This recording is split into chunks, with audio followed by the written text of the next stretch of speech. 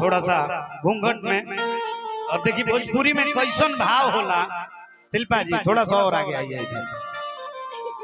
हाँ है ना, देखे हमारे तरफ देखिए, चूंकि थोड़ा सा हमसे गुस्सा हो गई है। एगो मरद बा जौन मेहरारू के मनावता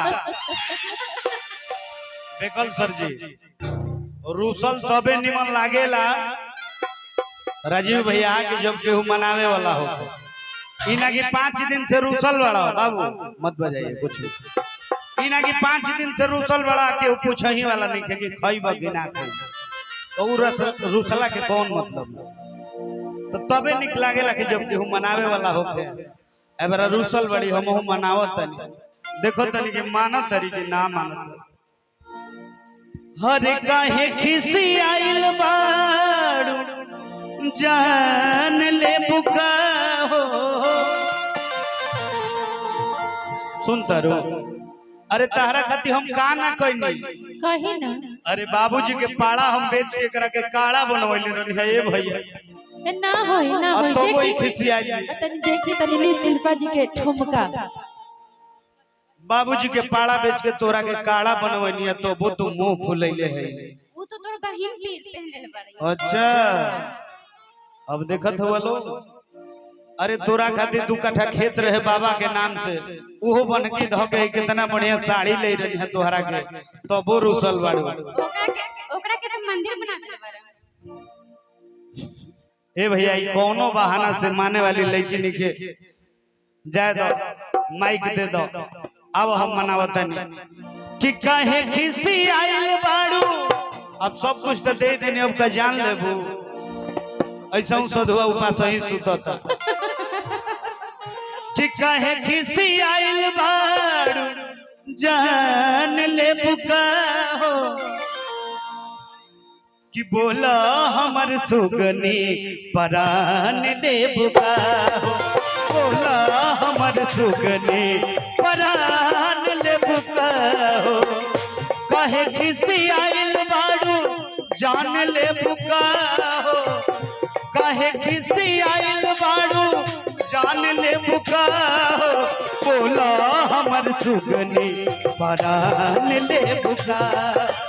बोला हमर सुगनी परान ले बुका। तुमको मेरे दिल ने, तुमको मेरे दिल ने लाया है बड़े नाज से।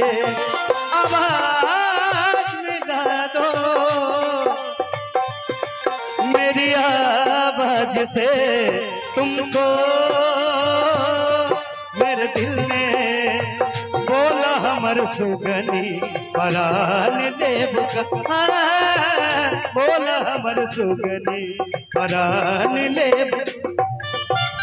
लेकिन और क्या क्या बात है, बजते रहिए भैया।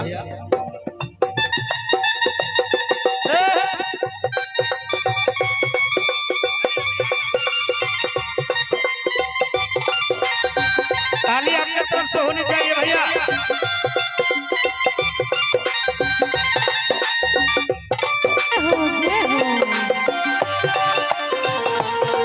क्या बात बा, हम सीखते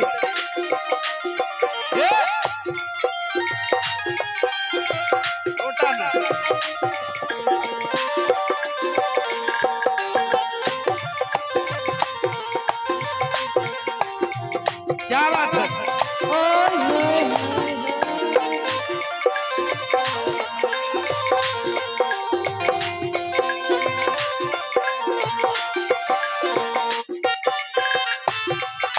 परान ले बुका हो।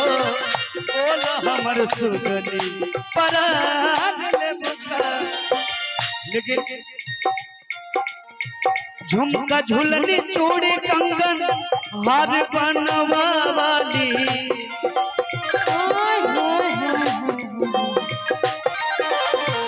अरे पगली हम तोरा के कितना मानीला, तू का जानी। झुमका झुलनी चूड़ी कंगन हार बनवा वाली। ऊपर से नीचे वाले तो चोरी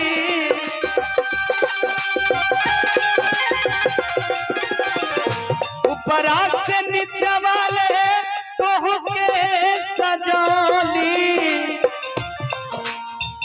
सोनारा के सगरी दुकान ले बुका हो अब का जान लेबू